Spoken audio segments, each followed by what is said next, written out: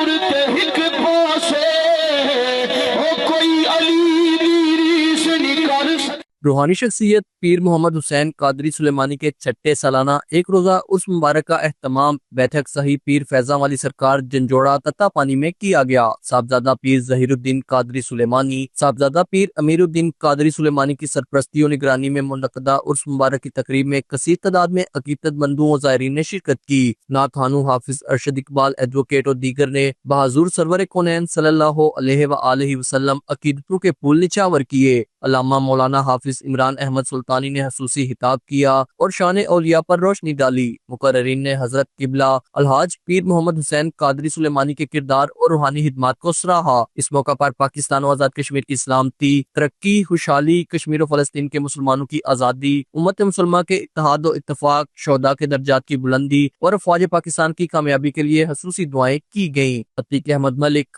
JK news, تتا پانی۔